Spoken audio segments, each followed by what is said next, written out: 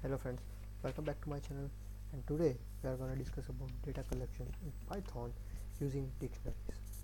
Now dictionaries are unordered but changeable and indexed.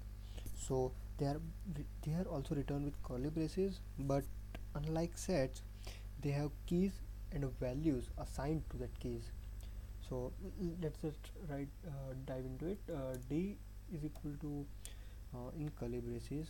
Now let's get an example of phones and companies and their operating systems. Okay, so company, now this colon, so this company is key, and let's take an example of Apple.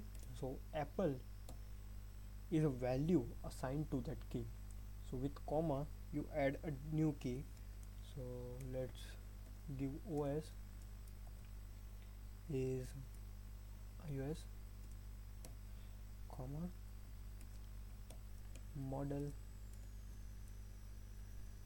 mm, let's say iPhone 8.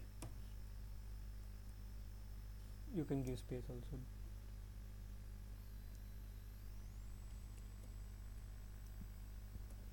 Price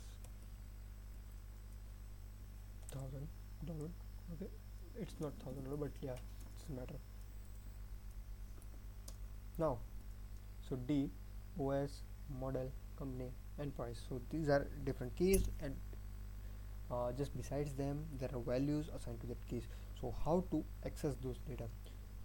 So you can directly get D of OS.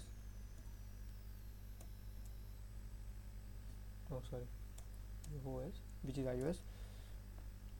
Another thing you can do is like d dot get and and key. So it will give you an value assigned to that particular key.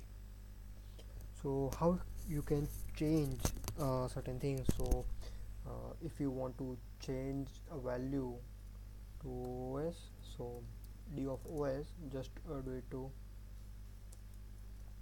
Android. So now when you see D,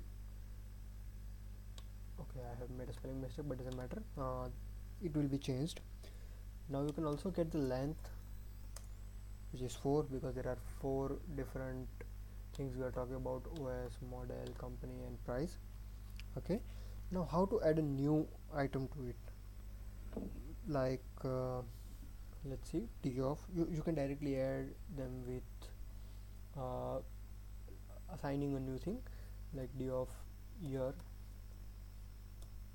is equal to 2017 or 2018. So now you see D, year will be directly added to it.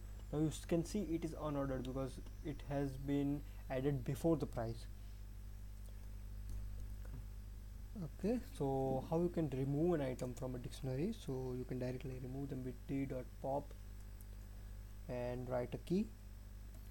So OS, so now OS is removed from your dictionary.